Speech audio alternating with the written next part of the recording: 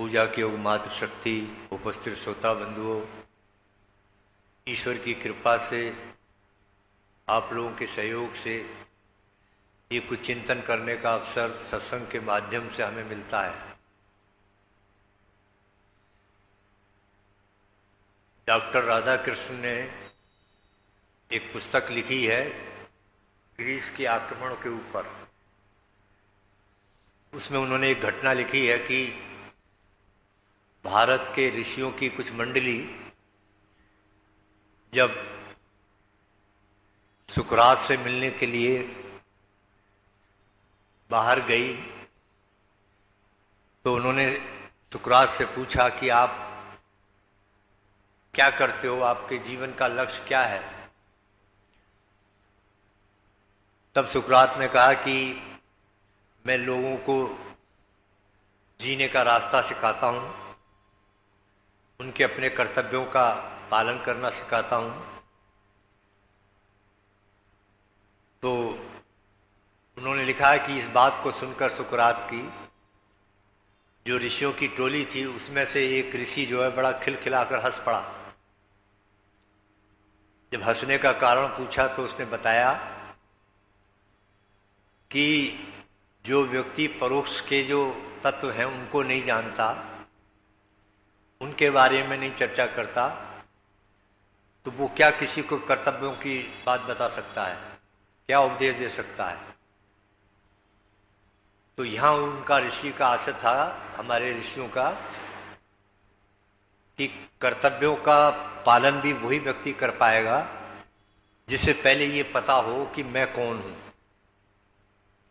अब कोई मान लो अधिकारी यहां नियुक्त कर दिया जाए, डीएम या एसएसपी, और उसे ये ना बताया जाए कि तू कौन है, नियुक्ति दे दी जाए, तो क्या वो अपने कर्तव्यों का पालन कर पाएगा? वो नहीं कर पाएगा। इसीलिए हमारे यहाँ जब पोस्टिंग होती है कोई संवैधानिक पद पर तो उससे प्रतिज्ञा कराई जाती है, शपथ लेता है वो। और जितने भी नेता बनते हैं, आप देखते हैं मिनिस्टर बनते हैं, वो सब शपथ ग्रहण करते हैं। तो ईश्वर को साक्षी मानकर वो यही शपथ लेते हैं कि पहले कि मैं ये बन गया हूं। पहले उन्हें अपना ज्ञान होता है कि मैं ये बन गया हूं, मैं ये हूं, और उसके बाद में वो अपने कर्तव्यों का पालन करते हैं। तो हमारे अध्यात्म में भी यही है। इसीलिए ऋषियों के जो वो सदस्य को हंसी आई सुकरात की बात सुनकर।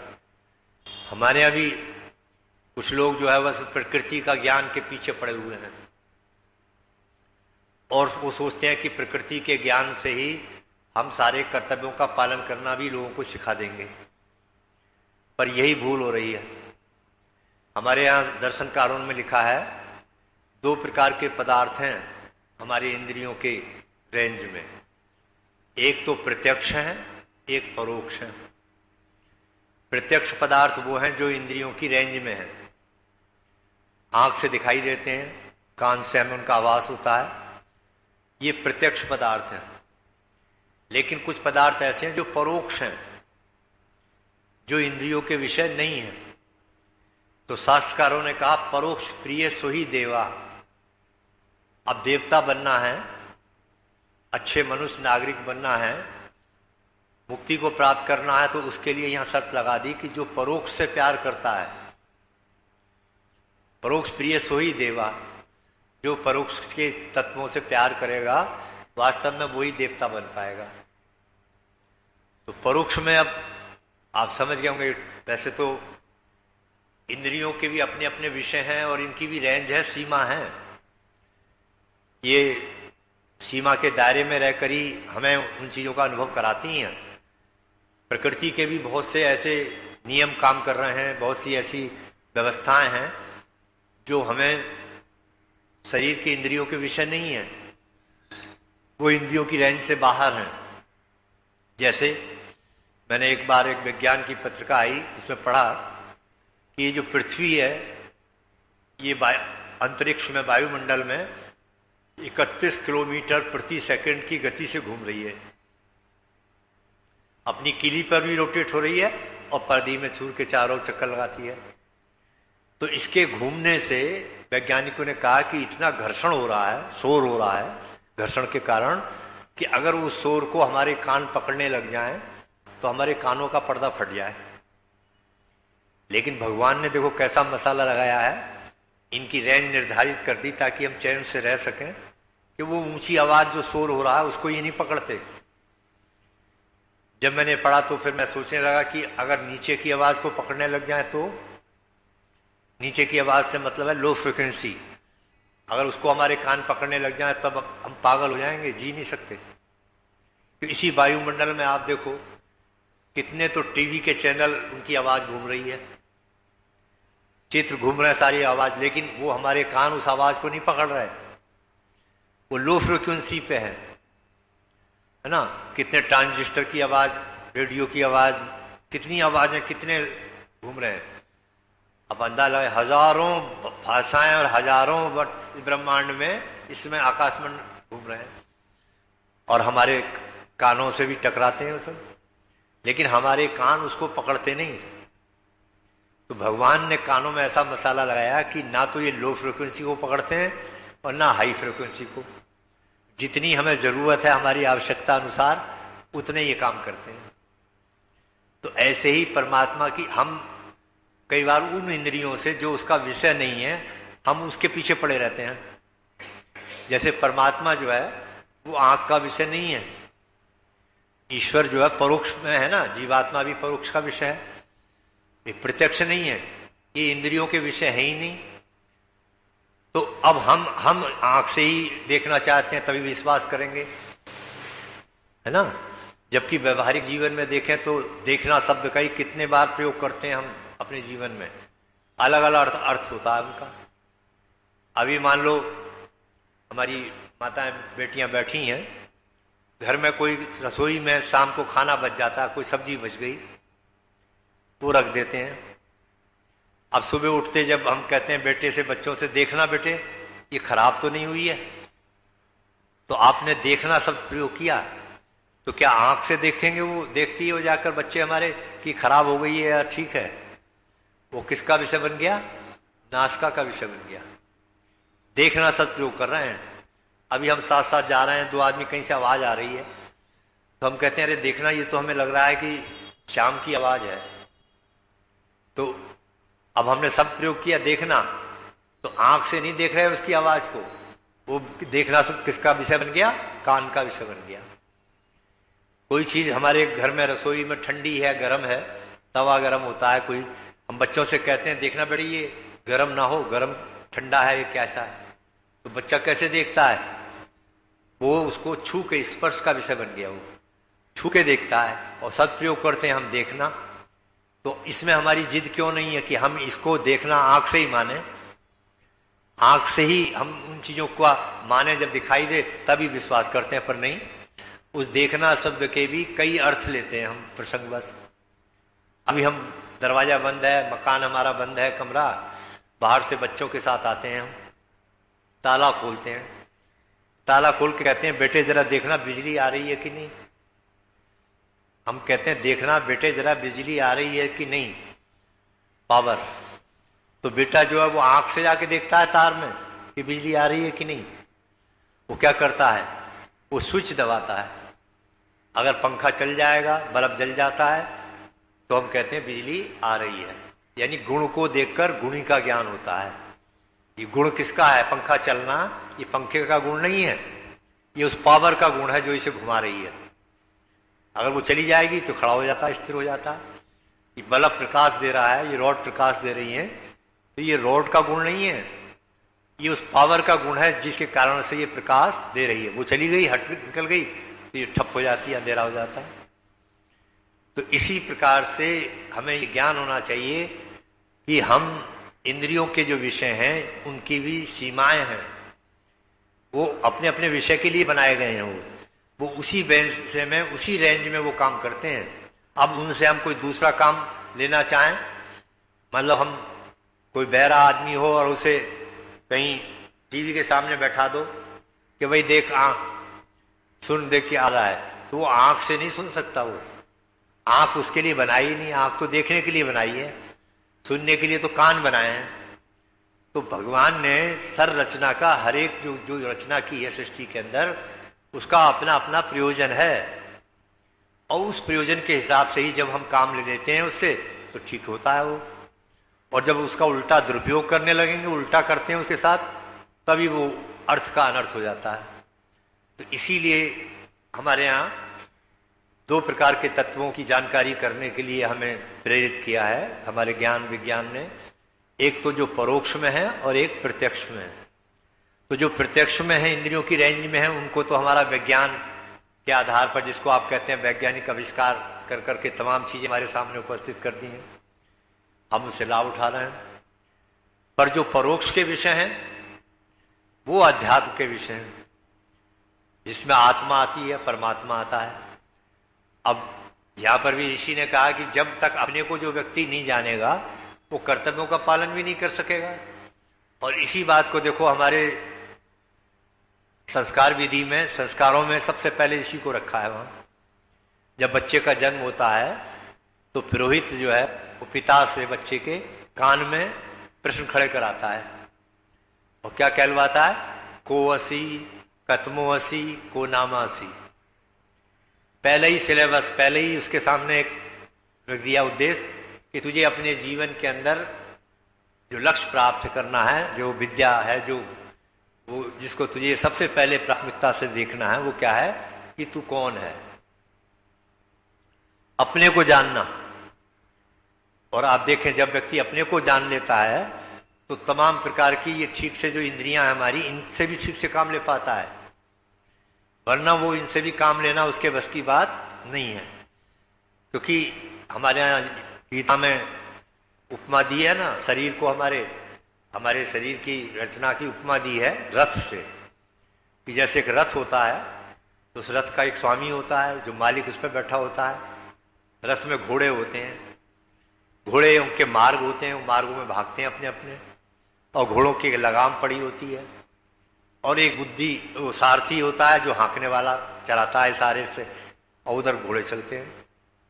अब इसी प्रकार से हमारे शरीर में जो है आत्मा इसका मालिक है, स्वामी है रथ का, और ये जो घोड़े हैं ये क्या हैं? ये इंद्रियां हैं हमारी, और इनके जो विषय हैं रूप, रंग, स्पर्श, ये जो तन्मात्रा, ये इनके विषय हैं। आंख चाहती है अच्छा देखूं, कान चाहता है अच्छा सुनूं, जिह्वा चाहती है अच्छा चाटने को मिले, तो ये अपने अपने विषयों की तरफ खींचती रहते हैं इंद्रियां। अगर लगाम नियंत्रित नहीं है बुद्धि के हाथ में, और बुद्धि का नियंत्रण नहीं है, तो ये दुर्घटना करा देती हैं हम। और अगर हमारे बुद्धि ठीक है और बुद्धि ने लगाम को कस के पकड़ा हुआ है, और बुद्धि जो है अपने मालिक के हिसाब से चलाती है, तो ठीक दिशा को रथ चलेगा। वही समझाया गया है। इसी प्रसंग को, हमारे इस आत्मा के महत्व को अपने को जानने को उपनिषद में भी आया है कि एक बार प्रजापति ने ये घोषणा कर दी कि मैंने आत्मा को जान लिया है, जो भी जानना चाहे वो मेरे पास आ जाए। अब आत्मा का विषय ऐसा है, शुरू से जब से दुनिया बनी है, आत्मा, परमात्मा, प्रकृति, इन तीन के ही इर्द गिर्द सारा ज्ञान घूमता है। तो जब आत्मा की ये संदेश देवताओं में गया और राक्षसों में भी गया, तो देवताओं ने अपना प्रतिनिधि जो था राजा, जिसका नाम था इंद्र, उसको भेज दिया कि जाओ प्रजापति के पास सीख के आओ, भाई देखो जाकर आत्मा क्या है। क्योंकि उसको जानने का बड़ा बल दिया गया है, जब तक हम उसको नहीं जानेंगे हमारा जीवन सफल नहीं होता, हमारे कर्तव्य ठीक से नहीं पूरे होते। उधर राक्षसों में भी जब संदेश गया तो उन्होंने भी अपना जो नेता था, उसका नाम था विरोचन, उसको भेज दिया। अब दोनों गए प्रजापति के पास, जाकर कहा महाराज हम आए हैं, आप हमें बताओ, आत्मा का दर्शन कराओ, आत्मा क्या है। तो प्रजापति ने कहा जाओ परात में पानी लेकर आओ। दोनों गए, परात में पानी भर कर ले आए, सामने रख लिया। वो जब पानी रुक गया, ठहक गया, तो प्रजापति ने कहा देखो इनके अंदर इस जल में क्या दिखाई दे रहा है, जो इस जल में दिखाई दे रहा है वही आत्मा है। अब प्रजापति ने तो पहले के रूप में समझाने की देखा, भाई जिसका स्तर होगा वो समझ जाएगा। तो दोनों ने देखा, इंद्र ने भी देखा और विरोचन ने भी देखा। अब दोनों को क्या दिखाई दिया? पानी के अंदर अपना चेहरा दिखाई दिया। अपने वस्त्र दिखाई दिए, जो पहना हुआ है, जो सब अलंकार, वो सब दिखाई दिए। तो प्रजापति ने कहा यही आत्मा है। तो विरोचन था, राक्षसों का जो नेता था वो तो विरोचन, वो तो खाओ पियो में मौज जब करते हैं राक्षस लोग प्रवृत्तियां, तो वो तो चला गया, देख कर लौट गया और जाकर अपनी पार्टी में जाकर कहने लगा अरे वो तो प्रजापति तो हमारा ही चेला मालूम पड़ता है। और बोले वो कुछ भी नहीं है, बहुत आत्मा उसने दिखाया कि जो हम ये खाते हैं, पहनते हैं, वस्त्र कपड़े लगते, बोले ये शरीर दिखाई दिया, बस शरीर की पूजा करो, यही आत्मा है। उसने तो जाकर ये प्रचारित कर दिया कि शरीर की ही रखवाली करो, शरीर को ही खिलाओ पहनाओ, खूब वस्त्र से चमकदार बनाओ, और बोले यही आत्मा है। आज जो है, आज भी देखो समाज में बहुत बड़ी संख्या, आज की शिक्षा का भाव देखें, वो इसी में अटक रही है कि वो शरीर को ही सब कुछ मानते हैं, शरीर को खिलाना पिलाना, इसी के लिए मकान बनाना, पैसा इकट्ठा, सब शरीर की सेवा चलती है सारे तक। लेकिन जो इंद्र था उसकी बुद्धि विवेक ख्याति थी, उसके पास जागरूक था, देवता इसीलिए उसको कहा जा रहा है। उसने देखा और वो भी चल पड़ा, रास्ते में गया तो उसे विचार आ गया कि भाई आत्मा के बारे में तो हमने ये सुना है कि आत्मा को कोई वस्त्र काट नहीं सकता, अग्नि जला नहीं सकती, वो तो नित्य पदार्थ है, अविनाशी पदार्थ है। और यहां जो दिखाई दिया बर्तन के अंदर, वो तो तमाम चीजें नाश होने वाली है, ये तो सब नष्ट हो जाएंगी, कपड़े लगते, जो शरीर भी नष्ट हो जाता है। तब उन्होंने कहा जरूर कोई रहस्य, वो वापस चला आया लौट के, और वापस आकर फिर उसने प्रजापति से कहा कि महाराज आपने कहा ये आत्मा, इसमें बर्तन, ये तो सब नाशवान चीजें हैं और आत्मा को तो नित्य कहा जाता है। तब उन्होंने कहा कि ठीक इंद्र, तुम ठीक दिशा में जा रहे हो, अभी मेरे यहां और रहो, कुछ दिन साधना करो, फिर बताऊंगा मैं आगे। वो कुछ दिन और रहा वहां। रहने के बाद जब 30-32 वर्ष बीत गए, तब प्रजापति ने फिर इनसे कहा कि पूछा उसने कि बताओ महाराज अब तो कि आत्मा क्या है। तब प्रजापति ने कहा कि इंद्र, जब तुम सोते हो रात को, तो रात को स्वप्न में जो विभिन्न स्थानों पर विचरण कराता है, घुमाता है, तमाम घूमता है, उन पदार्थों को खिला देता है जो तुमने कल्पनाएं की होती हैं, जबकि वहां वो पदार्थ भी नहीं होता। तो बोले वही आत्मा है। अब इंद्र ने विचार किया, थोड़ा सोचा कि भाई ये तो बात कुछ लग रही है, लेकिन रास्ते में जब गया तो उसे फिर विचार आ गया कि स्वप्न में भी तो हमें ऐसे ऐसे भयंकर स्वप्न आ जाते हैं कि हम कांप जाते हैं, डर जाते हैं, भयभीत हो जाते हैं। तो ये आत्मा कैसे हो सकती है? आत्मा के लिए तो कहा गया है कि उसे निर्भय है, तो उसके अंदर कोई किसी प्रकार का शोक या रोग नहीं है, मणि के समान, मणि की उपमा दी गई है बिल्कुल। तो फिर लौट आया वो वापस। जब फिर लौट के आ गया तो फिर उसने कहा प्रजापति से कि महाराज आपने जो कहा स्वप्न में जो विचरण कराती है वही आत्मा है, तो स्वप्न में तो बड़े बड़े भयंकर स्वप्न आते हैं। और अपनी बात उसने रखी। तो प्रजापति ने कहा ठीक है, तुम ठीक दिशा में चल रहे हो, सोच रहे हो, अभी और रहो कुछ दिन तब बताऊंगा। फिर कुछ दिन और रहा इंद्र, और तब उसको बताया कि सोने में भी कुछ ना कुछ, कोई ना कोई रात्रि ऐसी आती है तुम्हारे जीवन के अंदर जब रात को स्वप्न भी नहीं आता, और स्वप्न नहीं आता तो अगले दिन सुबह उठकर ऐसे लगता है कि आज बहुत गाढ़ी नींद आई, और हम अंदर से हमें ये एहसास होता है कि भाई आज बहुत आनंद आया। तो बोले वो जो आनंद का अनुभव करती है, वो जो आनंद आया, बस वही आत्मा है। तो इंद्र को ये बात थोड़ी सी जमी और चल पड़ा लौट कर।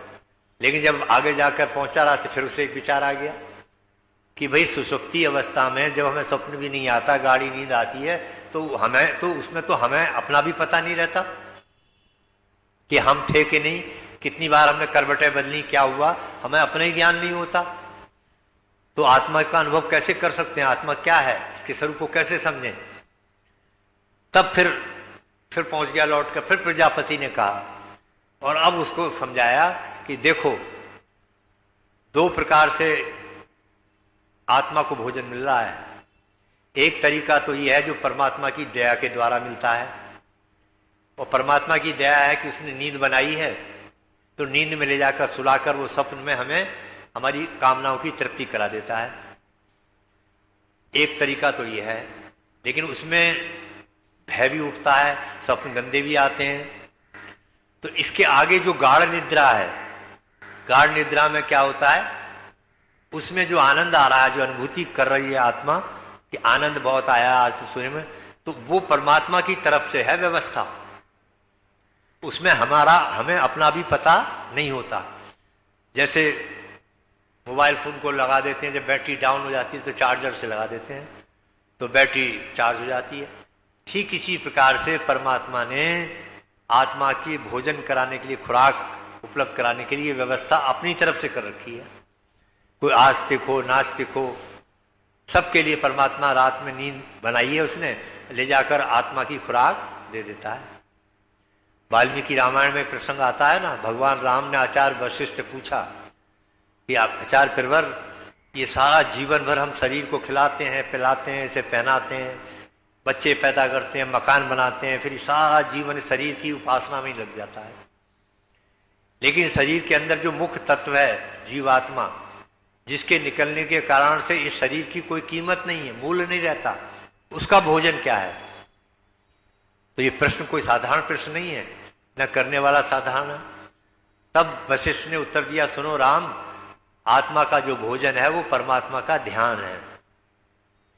जब ये बात साफ हुई तब यहीं से समझ में आ रही है, अर्थात प्रजापति ने समझाया कि ये नींद की जो अवस्था है ये तो परमात्मा की तरफ से है, लेकिन इसी अवस्था को जब जागृत अवस्था में योग के अंगों के द्वारा उस समाधि में प्राप्त किया जाता है तो उसका नाम तुरीय अवस्था है। ये फर्क है।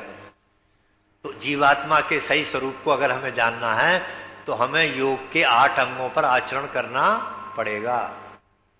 उस माध्यम से, उस सीढ़ी से जाकर हम अपने स्वरूप को जान पाएंगे सही तरीके से कि आत्मा क्या है। अब आजकल क्या हो रहा है, ध्यान का चूंकि प्रचार हो गया थोड़ा सा, तो लोग ध्यान लगाना सिखाते हैं सीधा एकदम कि आओ हम तुम्हें ध्यान लगाना सिखाते हैं। तो तमाम संस्थाएं खोल ली हैं लोगों ने, अपने अपने चल रहे हैं। पर पतंजलि ऋषि का जो योग दर्शन है उसको आप पढ़ेंगे तो ध्यान तो बहुत बाद की सीढ़ी है। उससे पहले जो है उन्हें अगर हम बिना अपनाए सीधे ऊपर पहुंचाए, ये संभव नहीं है। इसीलिए वो ध्यान करने वाले लोगों को भी पूरा लाभ नहीं हो रहा, क्योंकि ध्यान क्या है, योग के 8 अंग हैं। एक है यम, नियम, आसन, प्राणायाम, प्रत्याहार, धारणा, ध्यान और समाधि। 7वां पायदान है ध्यान। और हमें एकदम से ध्यान से जोड़ना चाहते हैं, ध्यान लगाना सिखाते हैं। पहले हम यम नियम का पालन नहीं कर पाते तो हम उसके अनुरूप हमारी तैयारी नहीं हो पाती। हमारे अंदर जो विकार हैं, वृत्तियां हैं, वो तो शांत होती नहीं, तो ध्यान कैसे लग जाएगा? पहले उन्हें शांत करने के लिए जो रास्ता बताया है, यम नियम का शुरुआत यहां से है। तो पतंजलि ऋषि ने जो क्रम दिया, उस क्रम को अपनाने के लिए तो हम अपने को जाने, आत्मा के स्वरूप को समझें। अब आत्मा के स्वरूप को समझने के लिए, काम करने के लिए, परमात्मा को प्राप्त करने के लिए परमात्मा ने जीवात्मा को तमाम साधन बना कर दिए हैं। ये इंद्रियां आदि, ये सब उसके बनाए हुए साधन ही तो दिए हैं हमारे लिए कि लो इनका प्रयोग कर और तू उस लक्ष्य को प्राप्त कर सकता है। और ये सब बने हुए हैं प्रकृति के।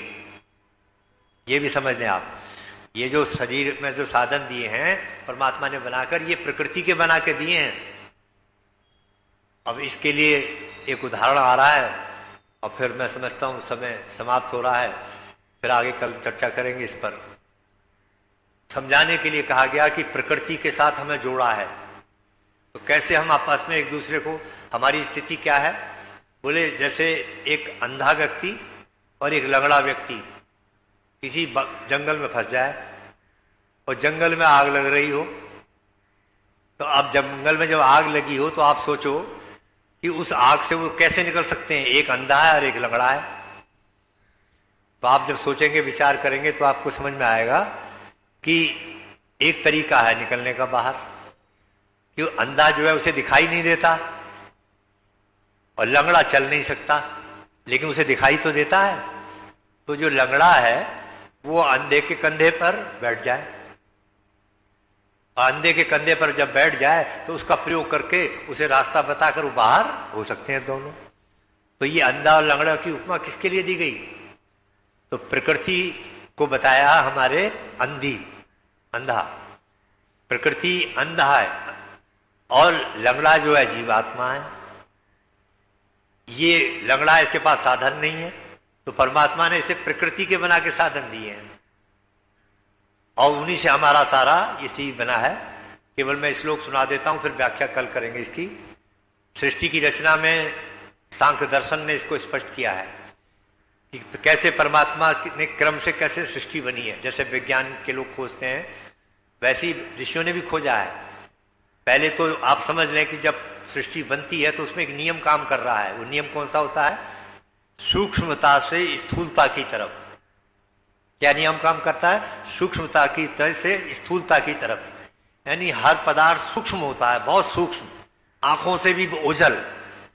जब परमात्मा सृष्टि बनाता है तो उसमें गति देता है, फिर धीरे धीरे वो स्थूल होना शुरू हो जाता है।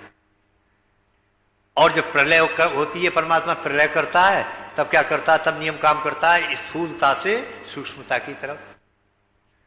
ये एक नियम है। तो इसी को सांख्य दर्शन ने कहा कि सबसे पहले प्रकृति महान महतो अहंकार। परमात्मा क्या करता है? प्रकृति जो पदार्थ है वो भी नित्य है, हमेशा रहने वाला है, वो कोई उत्पन्न नहीं करता। परमात्मा वो मटेरियल जिससे सारी चीजें बनी हैं वो नित्य है। तीन चीजें हमारे यहाँ नित्य मानी जाती है ना, त्रैधवाद कहते हैं, हम मानते हैं। नंबर एक प्रकृति, दूसरा जीवात्मा, और तीसरा परमात्मा। तो परमात्मा जिस मटेरियल से सारे संसार को बनाता है, हमारा शरीर भी बनाता है, उसी को प्रकृति कहते हैं। अच्छा, मूल मैटर को प्रकृति कहते हैं। अब ये आज हमारे अज्ञानता के कारण हम इसको भी प्रकृति बोल देते हैं। ये प्रकृति नहीं है, विकृति है। यानी परमात्मा ने जब गति पैदा कर दी, सृष्टि बनाता है, तो किसी पदार्थ में तामसिकता अधिक हो गई, किसी में रास्तिकता अधिक हो गई, किसी में सात्विकता अधिक हो गई। ये सब पदार्थों की रचना परमात्मा सृष्टि के प्रारंभ में करता है। तो क्या करा? तो प्रकृति महान महत्व अहंकार। प्रकृति से सबसे पहले परमात्मा क्या उत्पन्न करता है? तो दो प्रकार के विकास होते हैं, एक मात्रात्मक विकास, एक गुणात्मक विकास। विज्ञान ने यहीं से पकड़ा, बाद में वो परमात्मा को नहीं मानता ना, इसलिए वो मात्रात्मक विकास से अपनी क्रम को आगे समझाते हैं कि मात्रात्मक विकास हुआ, यानी जो पदार्थ थे, जो अव्यक्त अवस्था में प्रकृति थी, वो अपने रूप में आना शुरू हो गई, विभिन्न वस्तुओं का निर्माण होना शुरू हो गया। और ऐसे निर्माण शुरू हो गया कि तमाम अनेकों पदार्थ बन गए, इसमें परमात्मा बनाता है। फर्स्ट इंपल्स जिसे सविता कहते हैं, परमात्मा का एक गुण जो है सविता, सविता कहते हैं प्रेरणा देने वाला। तो जो जड़ पदार्थ था, प्रकृति थी, उसमें परमात्मा का प्रेरणा देने वाला स्वरूप है, तो उसमें उसने फर्स्ट इंपल्स यानी पहला धक्का गति दे दी। क्योंकि जड़ पदार्थ में जब तक कि बाहर से कोई चेतन शक्ति ना लगाए, उसे धक्का ना दे, वो यहां से वहां नहीं जा सकता, गति नहीं आ सकती। ये माइक है, ये जड़ है, ये यहीं रखा रहेगा जब तक आप इसे उठाएंगे नहीं। आप चेतन है, ये जड़ है। तो इसी प्रकार से जो जड़ प्रकृति है उसमें अपने आप गति नहीं आ सकती। कोई गति देने वाला है, कोई जो गति देने वाली पावर है, उसी को हम ईश्वर कहते हैं, भगवान कहते हैं। तो कहते हैं पहले मात्रात्मक विकास हुआ, फिर गुणात्मक विकास हुआ। गुणात्मक क्वालिटेटिव एवोल्यूशन, यहां से फिर क्या कब हुआ? प्रकृति महान महत्व अहंकार, अहंकार अहम तत्व पैदा हो गया। इंडिविजुअल एक्सिस्टेंस, हर पदार्थ अपने अपने इंडिविजुअल व्यक्तिगत दायरे में आना शुरू हो गया।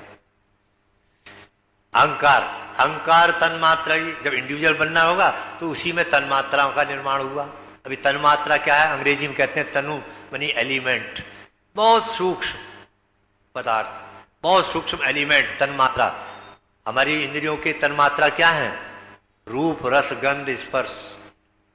ये जो पंचभूत है, इनका भी तन्मात्रा यही। तो इनसे सारी चीजें ये बनी है। पहले इस तन्मात्रा बनी, बहुत तनु छोटी मात्रा में, उसमें इंद्रियां बनी, उभय में इंद्रियम। फिर आता इंद्रियां बनाई परमात्मा ने, उसी में मन बनाया, सारे इंस्ट्रूमेंट बनाकर हमें दिए। तो ये परमात्मा ने दिया। उसके बाद में तन में अत्रेभ्या स्थूल भूतानी, तन मात्राओं के निर्माण के बाद स्थूल भूतों का जन्म हुआ। स्थूल भूत, अब ये जो हमें प्रत्यक्ष दिखाई दे रही है सृष्टि, हमारे रेंज में आ गई, तमाम पदार्थ हमारे इंद्रियों के विषय बन गए, ये सृष्टि परमात्मा ने बनाई। एक बात सुनाकर फिर चर्चा को विराम देता हूं। विषय चूंकि आ रहा है, इसी से जुड़ा हुआ है। कई लोग कहते हैं कि जैसे उलझ जाते हैं, जो महर्षि के विज्ञान को नहीं समझते वो कई प्रश्नों का उत्तर नहीं ढूंढ पाते, विज्ञान भी नहीं ढूंढ पाता। अब स्वामी जी ने सृष्टि की उत्पत्ति कैसे लिखी है? एक बार हम ट्रेन में सफर कर रहे थे तो कुछ लोगों को मैंने देखा, मुरादाबाद से ट्रेन चली और लखनऊ तक वो इसी विषय पर चर्चा करते चले गए। नीचे बैठे थे, मैं ऊपर लेटा हुआ था, कि भाई मुर्गी पहले बनी या अंडा। देखिए आप, मुर्गी पहले बनी या अंडा। अब एक उनमें से कहता था नहीं यार वो मुर्गी बनी होगी पहले, तो दूसरा क्या है, मुर्गी कैसे बन जाएगी, अंडे में से मुर्गी पैदा होती है। तो दूसरा कहे नहीं भाई इसका मतलब है पहले अंडा बना होगा। तब दूसरा कहने लगा अंडा कैसे बना होगा, अंडे से तो, मुर्गी से तो अंडा बनता है। अब आप देखिए कि बिना स्वामी दयानंद के सृष्टि उत्पत्ति के विज्ञान को समझे ऐसे तमाम प्रश्न हैं जिनका उत्तर नहीं दे सकते आप, कोई विज्ञान नहीं दे सकता। पर स्वामी जी ने हमें इतना बढ़िया तरीके से कि 1 सेकंड में हमारी बात समझ में आ रही है, क्योंकि मुर्गी और अंडा का प्रश्न स्वामी ने बताया हमें कि सृष्टि कैसे बनाता है परमात्मा। क्या बूढ़े बनाता है? सारी जो योनियां हैं बुढ़ापे में बूढ़े पैदा करता है? बोले नहीं। बूढ़े पैदा करेगा तो सृष्टि कैसे चलेगी आगे? फिर बोले बच्चे पैदा करता है? बोले नहीं, उनको कौन पालेगा पोसेगा, समस्या खड़ी हो जाएगी। तो बोले कैसे पैदा करता है परमात्मा सृष्टि को? उसको कहते हैं मैथुनी सृष्टि और अमैथुनी सृष्टि, 2 प्रकार की सृष्टि होती है। शुरू में परमात्मा जब सृष्टि बनाता है तो वो अमैथुनी होती है, और बाद में जब मैथुनी सृष्टि चलती है भोग जोड़ों से चलती है आगे। तो इसी प्रकार से परमात्मा ने, स्वामी जी ने इसको देखो क्लियर कर दिया। अर्थात परमात्मा जो, और हमें ही नहीं बनाता, सारी जितने भी पदार्थ है प्रकृति के अंदर भी, वो सब यंग स्टेज में बनाता है। जवान, युवा, युवा जोड़े पैदा क्या कैसे करता है? जोड़े पैदा करता है, मुर्गा मुर्गी, मनुष्य स्त्री पुरुष, तो सबके जोड़े पैदा करता है। और तब उसके बाद में मैथुनी सृष्टि के बाद मैथुनी सृष्टि से आगे ये आज तक हम चला रहा है। ये है इसका जवाब। अर्थात मुर्गी और मुर्गा पैदा किए परमात्मा ने, तब उसके बाद अंडे का क्रम शुरू होता है। क्योंकि युवा अवस्था में परमात्मा ने, स्वामी जी ने खोज के बताया कि सारी सृष्टि जो परमात्मा की है बनाता है वो यंग स्टेज में बनाता है। इसीलिए आज वैज्ञानिक लोग देखो चेतावनी दे रहे हैं ना कि सूरज में भी जो गर्मी थी, ताप था, जो उसके गुण थे, उनमें धीरे धीरे कमी आ रही है। प्रलय की अवस्था में हर चीज प्रलय की तरफ जा रही है। आप अपने शरीर को देखो, पहले अपनी पुराने लोगों के जरा शरीर देखो कैसे स्वस्थ थे, कितनी लंबाई चौड़ाई थी, धीरे धीरे आप देखिए किधर जा रही है। तो ये सृष्टि का क्रम है प्रलय, अब फिर उसी तरफ से न्यूनता की तरफ जा रही है। तो उसी में आत्मा के लिए परमात्मा ने ये बनाकर हमें साधन दी हैं। इन साधनों को हम समझेंगे ठीक से, इनके व्यवहार को, परस्पर संबंध को समझेंगे तो हमारा लक्ष्य हमें प्राप्त होगा। इन्हीं शब्दों के साथ आज चर्चा को यहीं विराम देते हैं। कल आगे बढ़ाएंगे इसी आध्यात्मिक पहलू को। आइएगा और आपकी आत्मा को खुराक यहाँ पर जरूर मिलेगी।